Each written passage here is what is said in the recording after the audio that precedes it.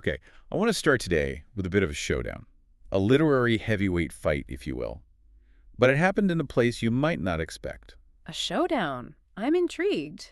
Who's fighting? Where are we? Picture this. It's 2006. We are at the Royal Institution in London. And, for context, this is hallowed ground for science. This is where Faraday did his lectures. Right, this is the heart of the British scientific establishment. Exactly. And they decide to settle this massive debate. What is the single best science book ever written? The best science book ever. That's an incredibly heavy title to hand out. You're talking about a canon that goes back centuries. Right. And look at the contenders in the ring. You had the absolute heavy hitters. You've got Charles Darwin with The Origin of Species, which basically redefined how we see life on Earth. The foundational text of modern biology. You've got Watson describing the double helix. You have, the foundational texts of physics. All the big names are there. And the winner, the book that beat Darwin. I think I see where you're going with this one. It wasn't a biology textbook. It wasn't a treatise on quantum physics. It was a collection of autobiographical stories by an Italian paint factory manager named Primo Levi. The periodic table. Exactly, the periodic table. And that right there is the hook, isn't it? Because when most people hear the name Primo Levi, they don't think science writer. No, not at all. They think Holocaust survivor.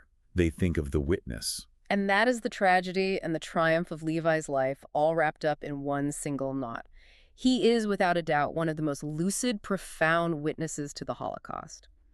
But the reason his testimony is so unique, the reason it cuts so much deeper than almost anyone else's, is precisely because he was a scientist. That's the premise we are unpacking today. We aren't just looking at a survivor memoir. We are looking at a chemist who was dropped into the ultimate laboratory of hell, Auschwitz, and managed to survive, and then, analyze it. Yes, analyze it. That's the key. He didn't use mysticism. He didn't use political rage. He used the cool observational eye of a man used to study molecular structures. It's a fascinating lens. He treated the concentration camp like a massive, terrifying experiment. He observed the properties of the elements around him, the victims, the oppressors, the hunger, the cold, just as he would observe a reaction in a beaker. And so that's our mission for this deep dive, to understand how a rational mind processes irrational evil. Exactly. We're going to map out his life, from his early days in Turin, how chemistry became his anchor against fascism, to his 11 months in Auschwitz. We need to look at the specific, tangible factors that allowed him to survive. When almost everyone else from his transport didn't. Right. Then there's his literary career, how he balanced running a paint factory with becoming this world-renowned author. And finally, we have to get into his controversial death, the debate between suicide and accident, which, as we'll see, still divides historians and biographers to this day. And we have a massive stack of source material to get through. We're pulling from his biographies, his memoirs, like If This Is a Man and the Truce, the history of the Italian resistance, and the philosophical debates he sparked later in life. So let's start at the beginning. Before the camp, before the war. Who was Primo Levi before the world broke? Well, to understand Levi, you have to look at the geography of his life. It's actually quite unusual. He was born in 1919 in Turin, Italy. And specifically, he was born in an apartment at Corso Re Umberto 75. And when you say he lived there, you mean he really lived there? I mean, he really lived there. He was born in that apartment, in that very building. And aside from the year in Auschwitz and a brief period of work in Milan, he lived in that same apartment until the day he died. That's incredible. He was incredibly rooted. That's rare, especially for a 20th century European Jew. Usually, that story involves displacement, exile, moving from country to country. But he was a Turin boy through and through. Completely. A creature of habit and a creature of that specific city. And as a child, the sources describe him as delicate. He was thin, shy, prone to chest infections. He considered himself ugly. So not an athlete. No, definitely not the captain of the football team. He was the kid in the corner reading books, academically brilliant, but socially very withdrawn. Tell me about the family dynamic. What kind of house produces a Primo Levi? It was a liberal Jewish household, but very, very Italian. His father, Cesar, was an interesting character. He was an autodidact, a self-taught man who worked for a manufacturing firm. He loved books, had a sharp wit, but was also a bit of a philanderer. Levi had a somewhat distant relationship with him. And his mother? His mother, Rena, was the steel in the family. She was highly educated, played the piano, spoke fluent French. She was the one who really ran the household. Now, I think it's important we clarify what Jewish meant to them at this point in history, right? Because later on, his identity becomes this matter of life and death. But growing up, it was secondary, maybe even tertiary. They were Italians first. Levi was secular. He had a bar mitzvah, sure.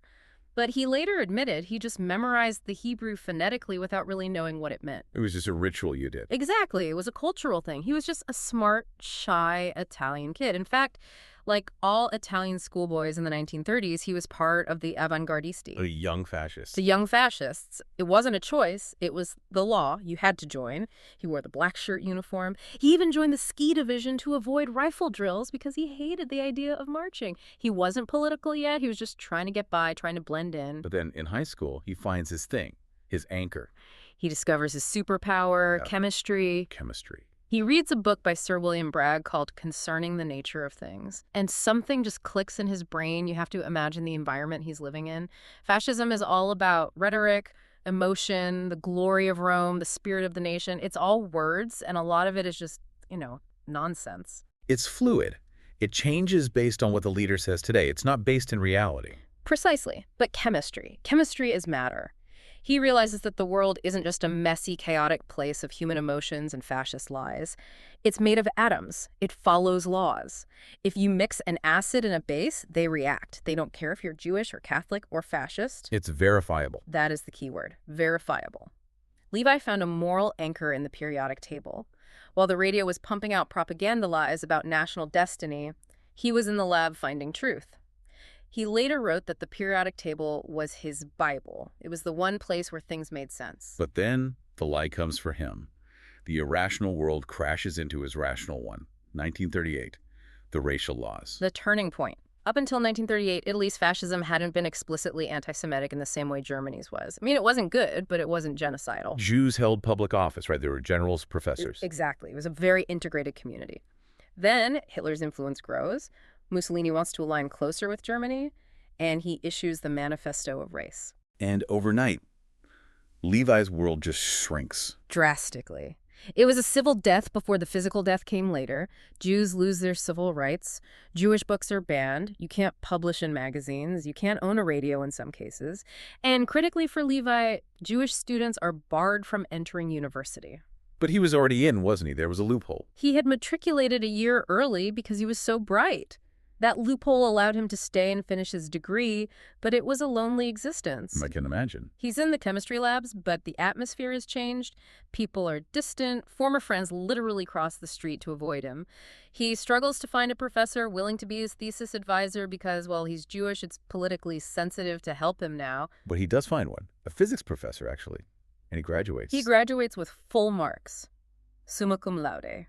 But there's a sting in the tail, a final, bureaucratic cruelty. His degree certificate has a stamp on it. What does it say? Of Jewish race. It was a mark of shame, but it was also a professional death sentence.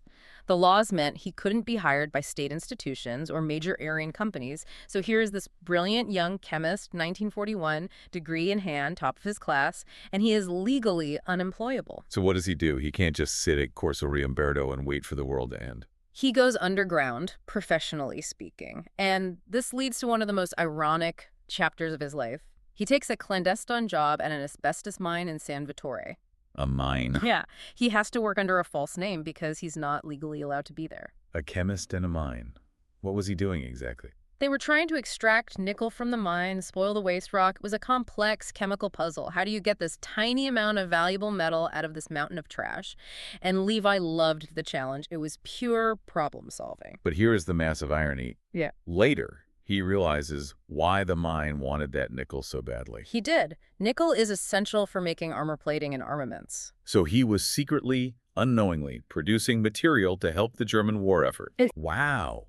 The complexity of that. He's a Jewish man hiding from the fascists, working under a fake name while helping them build tanks. It highlights the gray zone we will talk about later. You are never fully outside the system, even when you think you are. After the mine, he moves to Milan to work for a Swiss firm, Wander AG. They were trying to extract an anti-diabetic agent from vegetable matter. Okay, that sounds a bit more humanitarian than tank armor. In theory. But the project was a total failure. Scientifically, it was impossible. Levi realized pretty quickly that the chemistry didn't work. But he also realized that nobody at the company wanted to admit it. Why not? because as long as the project continued, they all had jobs, and more importantly, they didn't have to go to the front lines. It was a futile project that kept him safe. He spent his time in the lab reading philosophy and writing poetry in the margins of his lab notes. So he's living this double life, chemist by day, non-person by law.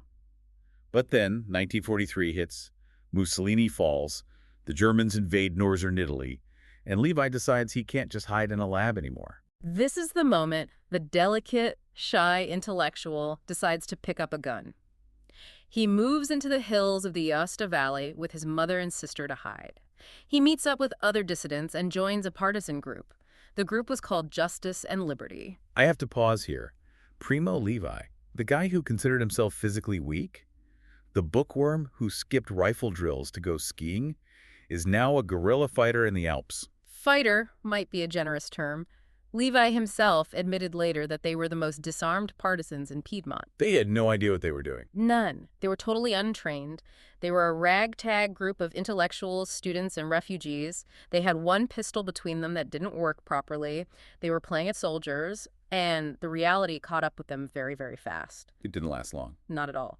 December 1943. The fascist militia Italians, loyal to the puppet government set up by the Nazis, they raid their hideout.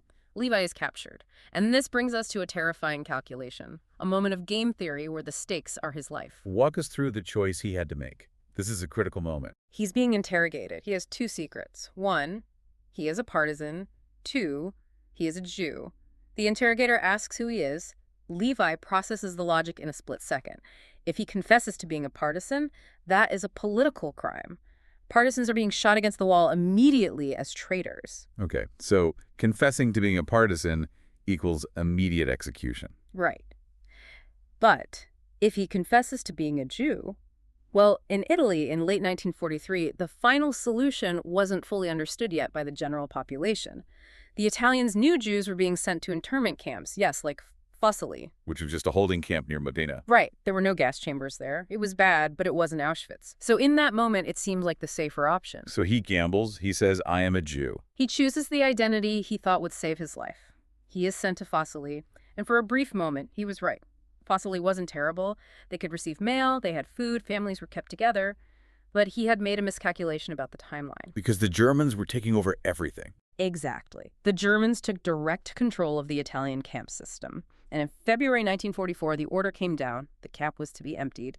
Levi and all the other Jewish prisoners were put on a transport. This is the number that always staggers me, the transport statistics. It really brings home the scale of the loss. It is brutal math. There were 650 Italian Jews on that train, 12 cattle trucks crammed in like livestock, no water, barely any air.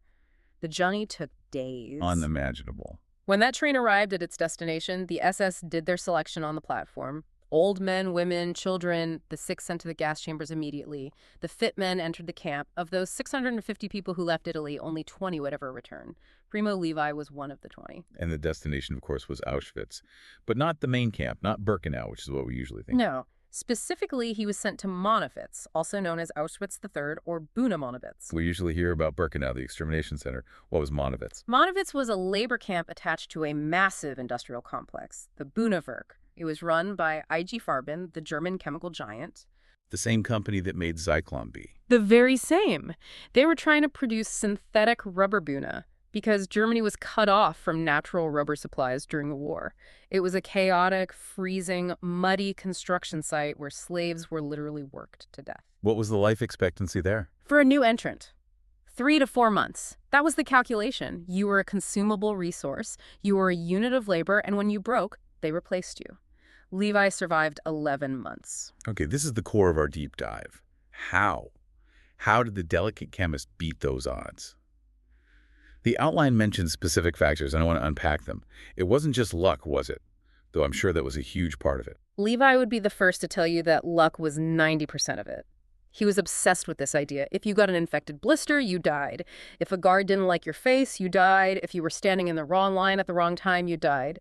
But within that slim margin where personal agency existed, Levi had tools that others didn't. He analyzed his own survival like a scientist. Let's break these down. Factor number 1, language. Huge. Perhaps the most critical early factor. Most of the Italian Jews who arrived in Auschwitz were completely lost. They were confused, terrified, and spoke only Italian. The orders were screamed in German, fast, barking orders. Links. Rex? Exactly. Left, right, cap off, soup bowl out. If you didn't understand, you were beaten, sometimes beaten to death for not complying quickly enough. And Levi knew German. He knew scientific German. In university, he had to read heavy, technical German chemistry textbooks because that's where the best science was happening at the time. It wasn't conversational German. He didn't know the slang or the swear words, but he understood the structure. He could decipher what was being shouted. He could anticipate commands. That gave him a split-second advantage. A life-saving advantage. And crucially, he realized the importance of language immediately.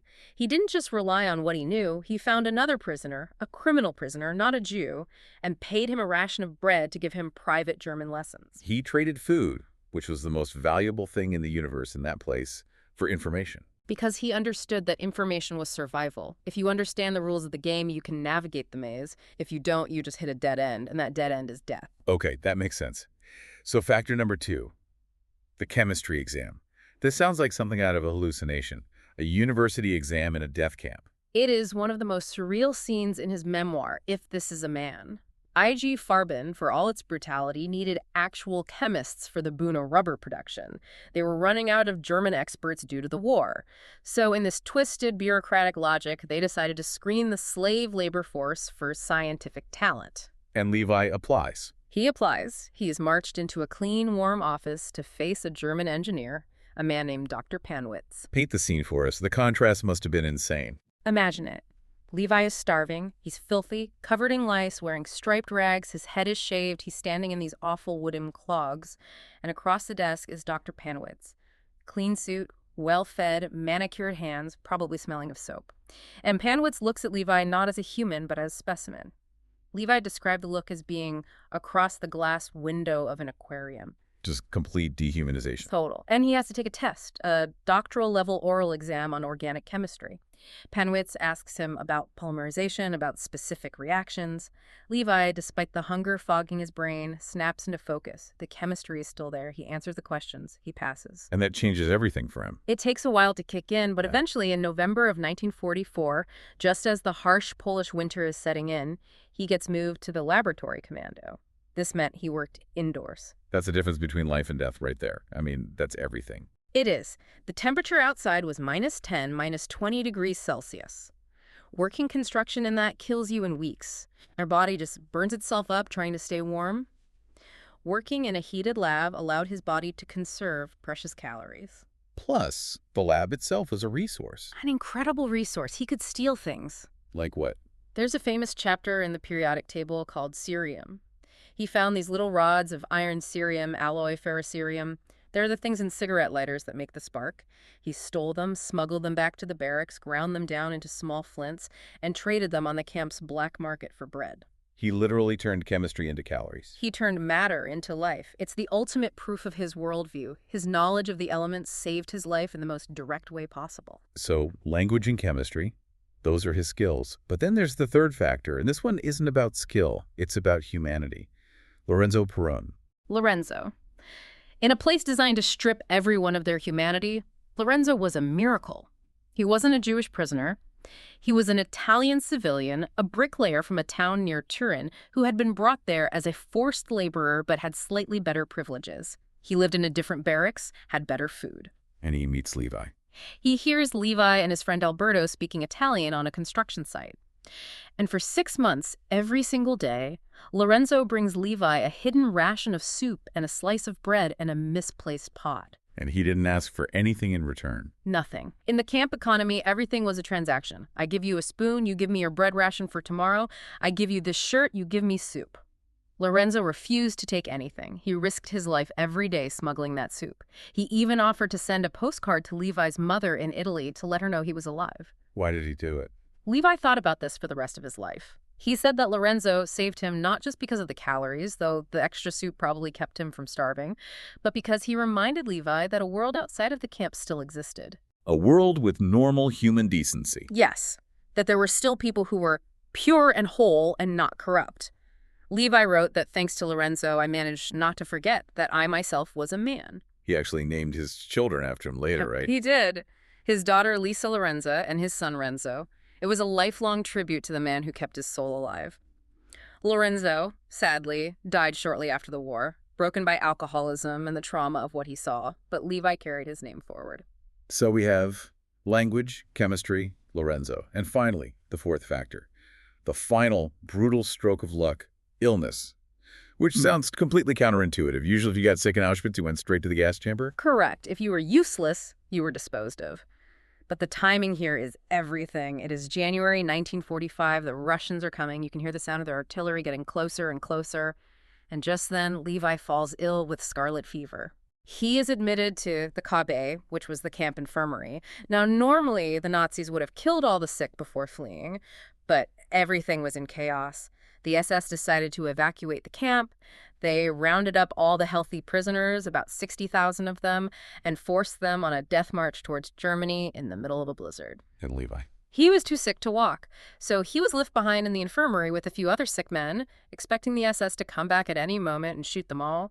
They didn't. They fled. And the marchers? Almost everyone on that march died. They froze to death, they starved, or they were shot if they fell behind. If Levi had been healthy, he would have been on that march, and he almost certainly would have died.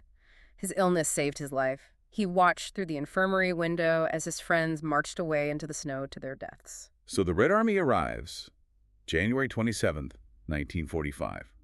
Liberation. But not freedom. Not yet. This is the part of the story I think fewer people know. The war ends, you go home. That's how we imagine it. If only. Levi's journey home is the subject of his second book, The Truce, and it is a bureaucratic, almost Kafkaesque nightmare. The Russians liberate the camp, but they don't have the resources to just fly everyone home. The rail lines are bombed out. Europe is a complete wreck. Levi ends up in a Soviet transit camp system. And looking at the map, he goes the wrong way. He goes massively the wrong way. To get from Poland back to Italy, he ends up traveling through Belarus, Ukraine, Romania, Hungary, Austria. It takes him 9 months to get home. An odyssey. Truly. It's picaresque. He meets con artists, former soldiers, Greek Jews, Russian nurses. It was a truce, a pause between the hell of the camp and the difficulty of returning to normal life. He was seeing Europe in ruins, he was seeing the chaos of millions of displaced people, and he was starting to heal, slowly. He learned to laugh again. And when he finally walks into Corso Riomberto 75 in October 1945... he is unrecognizable. He's wearing an old, ragged Red Army uniform. His face is bloated from malnutrition edema. His family thought he was dead. And suddenly, this ghost walks through the door. And almost immediately, he feels this compulsion. He needs to tell the story. It was a physical need. He described it as a violent impulse. He would get on trams in Turin and just start talking to strangers, telling them what happened. He needed to unload the trauma, to bear witness. He starts writing furiously. But he also needs a job. He has to become a chemist again. Right. He gets a job at a paint factory called Duyuko. And this is the image I love. By day, he's checking varnish formulas, dealing with suppliers, being a manager. By night, he's in the factory dormitory, scribbling on train tickets, scraps of paper, the backs of laboratory notes, typing like a maniac. And the result of that manic writing is, if this is the man, or as it's known in the U.S., Survival in Auschwitz. A masterpiece. One of the greatest books of the 20th century. But the publishers didn't think so at first. No. He took it to Einati, the big, sophisticated publishing house in Turin. Rejected. He tried to get it published in America. Little, Brown rejected it. Why? I mean, how could they reject that? It seems insane now. You have to remember the time. It was 1947. The wounds were too fresh. People didn't want to read about the death camps yet. They wanted to rebuild, to forget. They wanted to look forward, not back at the horror. Also, Levi's style wasn't what they expected. It wasn't a scream of rage. It wasn't melodramatic. It was calm, analytical, almost detached. It unnerved people. So it gets published by a tiny amateur press. Yes, a man named Franco Antonicelli. They printed 2,000 copies. It barely sold. It sat in a warehouse in Florence, and a bunch of copies got damaged in a flood. And for a while, Levi just went back to being a chemist. He thought that was that. The centaur. That is his symbol for himself. Half beast, half man, half chemist, half writer. He spent the next 30 years running a paint factory. He eventually moved to a company called Siva. He rose to be technical director. He was a businessman. He dealt with resins, enamels, wire coatings. There's a great story about him traveling to Germany for business in the 60s. Yes. He would have to meet with German chemical suppliers, former IG Farben affiliates sometimes, and he made a point of always wearing short-sleeved shirts in the meetings. To show the number. 1-teen-4-5-17. Tattooed on his left arm, He wanted them to see it. He wouldn't say anything. He would just let the number sit there in the boardroom while they discussed resin prices. He wanted to see if they would react, if they would acknowledge it. And did they? Most didn't. No. They would studiously look away. That is a power move. Yeah. Quiet, but devastating. It speaks to his character. He wasn't seeking revenge. He was seeking recognition, acknowledgement of reality. He wanted them to know that he knew they knew. Let's talk about his writing, specifically the periodic table, since we started with it. It's structured in such a brilliant, unique way. Every chapter is named after an element. It connects the material world to memory. Iron is about his friend Sandro, the one he hiked the mountains with before the capture round. Sandro was strong, resistant, pure, like iron. Cerium, as we mentioned, is the story of the theft in the camp. And vanadium, that one is an incredible story. Vanadium is a crazy story. It's years after the war. Levi is working at his paint factory, and there's a problem with a batch of varnish from a German supplier. He writes a letter of complaint. The German chemist from the supplier replies, and Levi recognizes a specific spelling error. The man writes naphthalene instead of naphthalene that he remembers from the lab in Auschwitz. No way. Yes. He realizes the man on the other end of the letter is Dr. Müller, a civilian chemist who worked in the lab at Monowitz.